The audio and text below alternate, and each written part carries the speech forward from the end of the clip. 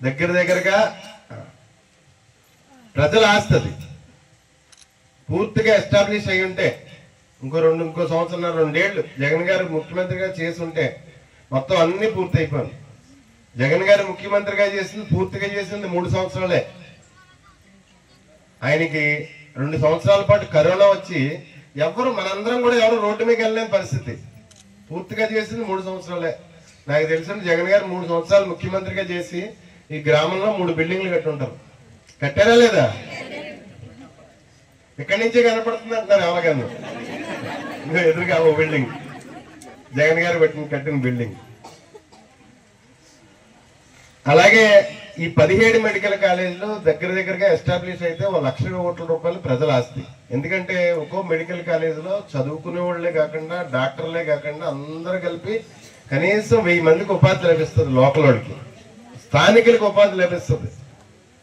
ఒక medical college, ఒక hospital, 600 bedded hospital అంటే కనీసం 1000 మంది ఉండాలి. ఏ రకమైన వర్క్ చేస్తున్నా కానీ అక్కడ 1000 మంది స్థానికులకు ఉపాధి వస్తుంది. మనకి మంచి వైద్యం దొరుకుతుంది. ఈ ఆస్తి అంతా చంద్రబాబు నాయుడు పట్టుకెళ్ళి ఆయన తాబేదారులకి, ఆయన సొంత మనుషులకి ఎకరం 100 రూపాయలు. జగన్ గారు కొన్న 50 ఎకరాల్లో 5,000 సంవత్సరానికి 33 సంవత్సరాలకి చెప్పి 33 + 33 అని జీవోలో పెట్టి 66 సంవత్సరాలు దారదత్తం చేస్తున్నాడు. 66 సంవత్సరాలకి ఎవరు బతుకుంటామో ఎవరు పోతామో ఆ తర్వాత ఆడు ఇస్తాడట. మనకి ఇస్తాడో సత్తాడో మనం ఎవరు చూడం కదా. మనం ఎవరు చూడం కదా. ఆయన వెనకాల కొంతమంది పెట్టుబడిదారులు ఉంటారు. 400 మంది 500 మంది వాళ్ళందరూ పెట్టుబడి పెట్టి ఆయన ముఖ్యమంత్రి చేస్తారు.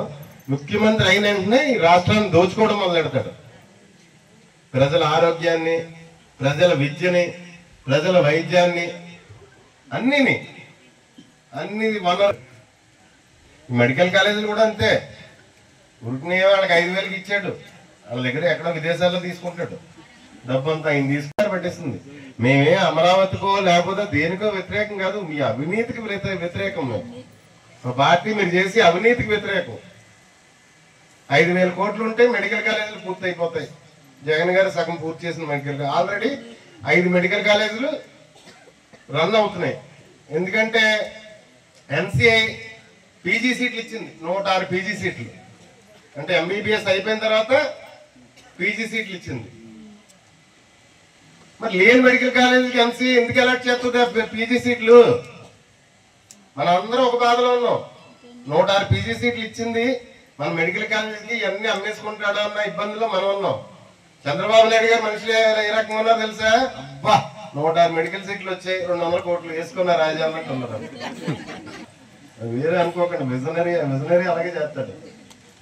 బాగా ఆలోచిస్తాడు ప్రజల గురించి. ముందే విజువలైజ్ చేస్తాడు. విజువలైజ్ చేస్తాడు.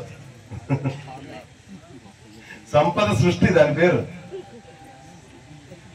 ఆడి మనుషులకి రాష్ట్ర ప్రజల ఆస్తి అంతా దారాదత్తం చేసాడు. సంపద సృష్టి.